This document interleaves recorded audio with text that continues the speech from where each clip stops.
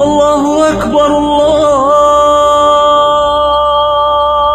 اکبر. ایک ماہر نفسیات کا میں انٹرویو سن رہا تھا. ان سے کسی نے پوچھا کہ کوئی خاتون ان سے انٹرویو لے رہی تھی. ممکن ہے آپ کہیں خاتون کو کیوں دیکھا مفتی صاحب نے. ایک مسئلہ میں ہمیشہ کے لیے حل کر دوں تاکہ یہ ٹینشنوں سے ہمیشہ کے لیے یا تو جان چھوٹ جائے یا لوگ ہمیشہ کے لیے کہتے ہیں بھائی ان کا تو نظریہ ہی ہے.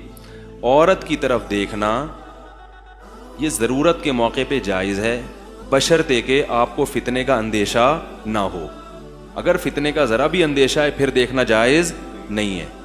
اور عورت کے لیے بہرحال یہی واجب ہے کہ وہ اپنے آپ کو کورڈ کرے. سمجھ میں آ رہی ہے بات؟ باقی علماء اس لیے عمومی طور پر منع کرتے ہیں کہ ایک تو کنوارے چھڑے چھاٹ کا کسی بھی وقت کوئی پتہ, اور مارکیٹ میں کنواروں کا ریشو شادی شدہوں سے زیادہ ہے.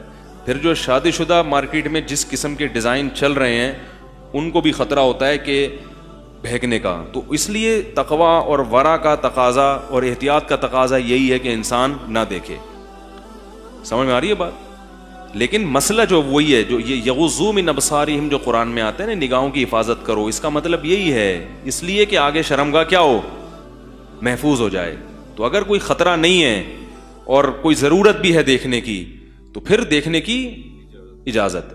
اور ویسے بھی جب کوئی ایسا کلپ آتا ہے تو اس میں عورت کو نہیں دیکھا جاتا ہے, دیکھیں آپ کو کہ اس میں یہ دیکھا جاتا ہے کوئی پروگرام ہے کہ اس میں کوئی مفید بات ہے تو اس پروگرام کی کو فوکس کیا جاتا ہے. اور اگر کوئی فوکس نہیں کر رہا تو غلط کر رہا ہے, پھر جائز نہیں ہے اس کے لیے. سمجھ میں آ رہی ہے بات کہ نہیں آ رہی ہے؟ تو کیا کہہ رہا تھا میں؟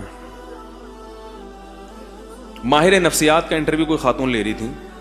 ان سے انہوں نے پوچھا کہ پتہ نہیں وہ کوئی بات پوچھی کہ یہ نکاح کی تاریخ انسان کی کتنی پرانی ہے. تو ماہر نفسیات نے کہا کہ 4000 سال. پھینکنے پر گورنمنٹ کی طرف سے ممکن ہے کسی کتاب میں پڑھا ہو. ایک تو یہ بات خوب اچھی طرح ذہن میں رکھیں, ایک ہوتی ہے تھیوری اور ایک ہوتی ہے ریسرچ. دونوں میں فرق. ہماری جو نئے طبقہ یونیورسٹیوں پڑھ رہا ہے یہ لفظی اعتبار سے تو فرق جانتا ہے, ان کو پڑھایا بھی جاتا ہے کہ تھیوری کیا ہوتی ہے اور ریسرچ کیا ہوتی ہے, مگر یہ گوروں کی تھیوری کو بھی ریسرچ سے بڑھ کر سمجھتے ہیں. ڈارون کے پاس چونکہ اس سوال کا جواب موجود نہیں تھا یار کیسے, اور سائنس میں خدا کا تصور نہیں ہے. سائنس کہتی ہے ہر چیز کی لاجک تلاش کرو کہ اس لاجک کو کس نے بنایا, اس کی کوئی سمجھ میں نہیں آیا تو انہوں نے کہا ممکن ہے ایسے ہوا ہو. امکانی چیز اس نے پیش کی ہے کہ شاید ایسے, اور اس پہ کچھ قرائن بھی مل گئے. قرینہ ہر چیز کا مل جاتا ہے, آپ کو کچھ نہ کچھ مل جاتے ہیں. کوئی کھدائی کے دوران کوئی ایسا ڈھانچہ نکل گیا جس میں نہ وسیم بھائی لگ رہے تھے نہ بندر لگ رہا تھا. وسیم بھائی تو پورے تمیز کے انسان ہیں, اور بندر انہوں نے کہا یار یہ لگتا ہے کہ جب بندر انسان میں کنورٹ ہو رہا ہوگا تو درمیان کی کوئی مخلوق ہوگی. تو کسی بھی چیز پہ آپ جانا چاہیں نا, جب آپ ایک نظریہ فرض کر لیتے ہیں تو آپ کو ہر کچھ اس جیسا لگنا, تو بڑے بڑے اعتراضات آپ کو جیسے وہی عاملوں کی باتیں پھر آ جاتی ہیں. ایک صاحب مجھے کہنے لگے کہ عامل نے یوں کیا اور ہاتھ میں میرے 1000 کا نوٹ, حالانکہ پیسے کچھ بھی نہیں تھے, اور 1000 کا نوٹ نکال دیا.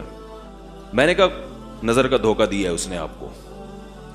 کہہ رہے نہیں یار اتنا کچھ بھی نہیں تھا. اور میں نے کہا اگر دیکھو اس دلیل کو آپ اس کے برحق ہونے کی دلیل مان لو تو پھر اس سے بڑے دلائل سے ثابت ہوتا ہے کہ یہ برحق نہیں ہے. اس کے پاس اگر یہ طاقت ہوتی تو یوں یوں یوں یوں کر کے 1000 نکلوا, 500 تیرے 500 میرے.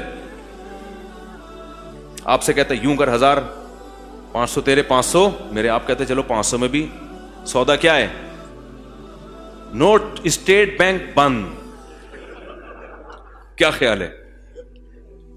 چور کا پتہ بتا دیتے اگر یہ لوگ, فلانا اتفاق سے نکل آیا چور, کچھ ہوگی اس کے پیچھے لاجک. ممکن ہے چور خود چوری کروائی ہو, کیونکہ اگر واقعی چور کا پتہ بتاتے تو اگر یہ دلیل سے یہ برحق ثابت ہو رہا ہے تو اس سے مضبوط دلائل سے اس کا برحق ہونا ثابت نہیں بلکہ باطل ہونا. وہ یہ کہ بھائی CID والے ان سے رابطہ کیوں نہیں کرتے.